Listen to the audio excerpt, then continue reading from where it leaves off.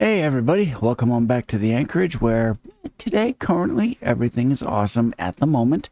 So I wanted to do some more stuff with the Raspberry Pi 5 and what I wanted to do was stop where I am in my progress on getting this thing made into a home server slash home lab. And this thing needs some more memory of sorts. I need archival memory, so we're going to discuss that today on PieQuest.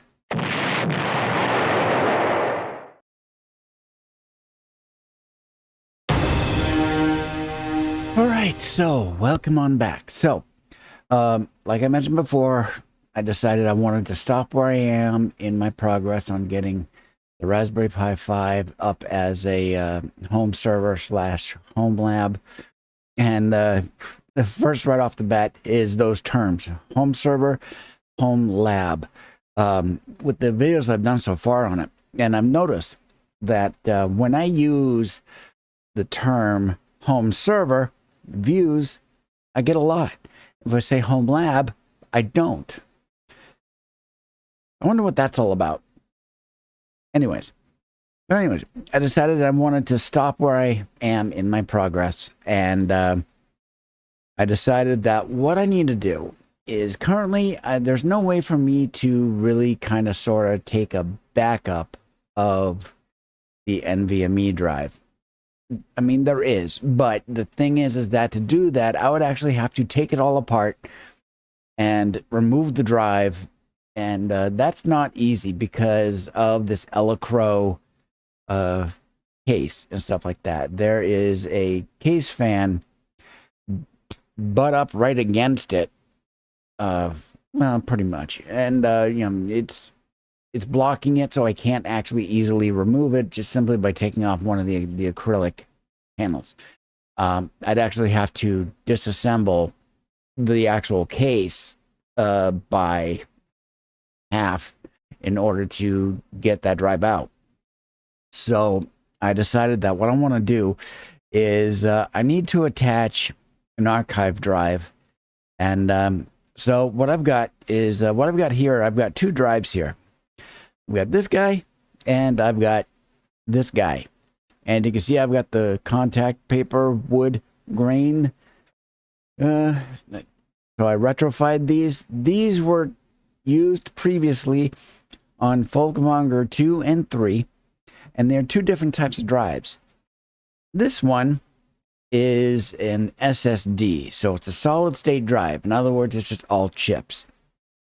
This one is what we like to teasingly call spinning rust. It's a mechanical drive. So what's the difference between the two? Well, right off the bat, here's the SSD. This was actually used for a period of time in a laptop that used to belong to my father.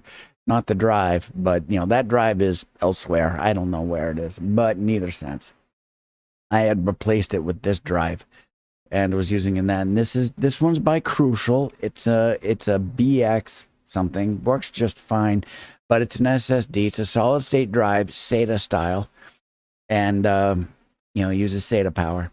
And this one is 500 gigs.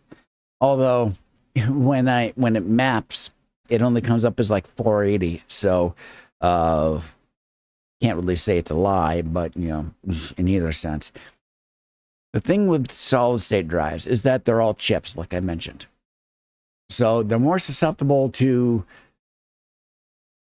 like, when they die, all the data on it is basically inaccessible and stuff like that. They're definitely good to use because they're faster and more reliable and stuff like that for, like, constant use. However, what I want to do with this Raspberry is I want to have it so that I can actually take a drive image and archive it onto an external drive, and that's this one. This one, if I can get it open, this one is a 500 gigabyte Western Digital Blue. And yeah, I was using this on Folkmonger 3, and I determined that I really don't need to. So I wanted to use this one. It's spinning rust. It's got longer longevity, and it's, being spinning rust and mechanical drive. All the data that's saved on it is saved on platters that spin, hence spinning rust. And it's magnetic. So, similar to, tape and stuff like that. This is the old style of hard drive. This is a hard drive. This is a solid state drive. So, I want to use this to be my archival storage for the Raspberry Pi. It's got longer longevity. Like I said, it's magnetic. And the mechanics on this will die long before the data is lost. So if the mechanics die on here, in other words, the heads that, well, they're actually down here somewhere, but they go like this across it. If I can get that lined up as it's spinning, and it's writing the data. So the mechanics will die far before anything. And the data being magnetic, it's on those platters and it dies out. So should this drive, the mechanics on this drive, and it no longer be able to read data or write data or anything like that, the data is still on there. And it could actually just be, this could be sent out to, change out the case and move the platters into a new one, and got all my data. So yeah, so that's a lot better. So what I did so far is I've actually gone in and I've actually wiped this drive. I've completely wiped it. So right now it's currently full of ones and zeros, and it's been done a few times since I've owned it. And, I did it again just now, well, a couple days ago. I did it to have it ready to go to install onto the Raspberry Pi 5. So I am going to put that in there. So the first thing I want to show you is what the current setup is in there. And why don't we take a look at that? All right, so we've come into my Linux virtual machine, so you can kind of see it here. I just switched out the background because, this actually looks nice. I happen to like it, so why don't I use that? And so what do we want to do? I want to come down here, and I've already logged in via SSH on here. So here's CJ. So what I want to do is I want to actually display, the current drive setup. So I want to do an ls for list blk, which means block devices. And here they all are. So what we've got loop 0. I have no idea what this is. It's 2 gigs. I don't know. And then we got this mmc blk0. I'm going to assume this, because of the size of it right there, the 29, I think this is the micro SD that's currently plugged into it, because it's 32 gigs, and of course it says it's 29, but that's just because I've got some other stuff on there. This is the partitions inside of it. This one here is probably the boot. Yep, it's the boot firmware, and then of course the remaining available memory or storage space on that SD card. And then we got this ZRAM thing, this 2 gigs. It's a swap file. So, and then this is the NVMe that's currently in there right now, and we can see it's, of course it was purchased as a 250 gigabyte, but it's only got 238 and a half, whatever. And then it's got a couple of partitions inside of there. We've got the boot section, which is currently where it's booting from when I boot it up in the morning. And then of course we've got 238 gigs available as data storage. So there we go. So that's what we've got going on there. So what I want to do is I want to add something else on here. So yeah, that's where that's going to be coming into. So what I'm going to be doing at that point, which is in a moment, because I actually have to get this plugged in. I have to get the cover back on it, which I'll take care of. And then I'm going to plug this into a USB 3 in the back, because USB 3 is faster than 2. And then we're going to come back, take a look at that LSBLK again. So why don't we do that?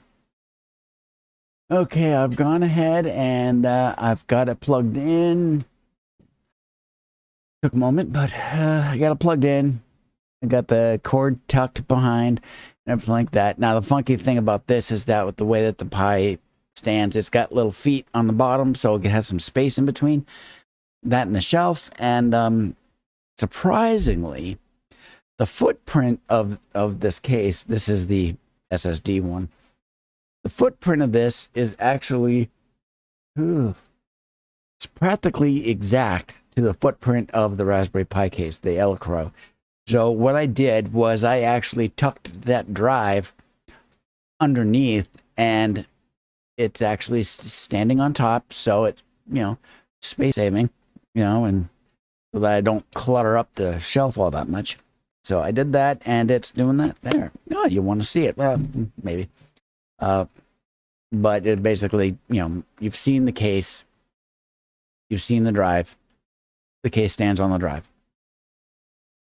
Oh, what about heat and everything like that? I don't have to worry about heat because of those feet on the case. It's, it's got, it's about 1/4 of an inch, maybe a tiny little hair more. But, there's air gap in between, stuff like that. So there's allow for airflow in there for heat to dissipate, should any really occur. When I plugged it in, it spun right up, and it's running. So why don't we go over, and we're going to go take a look at that. And so let's see. There we go. Here we are with this. So this is where we left off. Everything like that. Loop, MMCB, LKA, ZRAM, NVMe. So I'm going to run that list of the block devices again. And we're going to see, there it is right there, SDA 1. 465.8 gigs. Not necessarily 500, but, I'm going to take that. It's more than enough space. So we've got all of that in there. So I did that. So that was fantastic. Like, yeah, if I can spell. Oh, but anyhow, we got all that. We got that going on up over there. And I'm back over here. And here we go. So there we go. So what I can do at this point is I can actually run an archiving backup of sorts to that drive. I'm going to be using the command of DD, which I'm going to say is called disk duplicator. But, I don't know off the top of my head exactly what DD means, but, that's what I'm going to call it. I use that to take drive images. And so that's what I'm going to do. I'm going to take a drive image of both the micro SD and the SSD, the NVMe solid state drive that's in there. And I am going to store those onto that drive. So should the SD card or the SDD or SSD decide to go kaput, I can simply write it back. And I don't necessarily need to do it on that. I can basically remove that drive because it becomes a USB drive of sorts. I can just plug it into Solaria and take care of what I need to from there if I need to. And there we go. Oh, so I am going to probably get started on that pretty soon. Maybe right after I get done here. I don't know. I might want to edit the video first. I don't know. I'll decide later. But there we go. So I've got that there, and then I can move forward. I'm going to be putting Portainer on there. And I also decided the overall purposes of this unit. Um, like I mentioned before, Mythos said he donated the Raspberry for my channel. And of course, it's got its primary switch to Linux use. And well, I'm going to be incorporating it into my channel. So that's going to be serving both my channel and switch to Linux together. So that basically means that the Raspberry Pi that I was using, Folkvanger 2, don't need that one anymore. So I could use it for other projects. So, but I want to save the power use currently. Granted, it's only 5 watts. And the same thing with Folkvanger 3, but that's my testing unit. I don't have any need to do any testing using it right now. So I'm going to take those, I'm going to power the 2 of those off, save those, that overall 10 watts to use for CJ, Folkvanger 5. And of course, the case fans are currently plugged into 2 and 3. I'm going to move those plugs over, or those connectors over to 1 and 4, because those continue to be used. And I don't want to be running 5 watts just to run a case fan. So yeah, there we go. All right. So there we are. That is this video. And we'll do the next one, which is probably going to be about me installing Portainer. So thank you very much. Skál. And we'll talk to you later.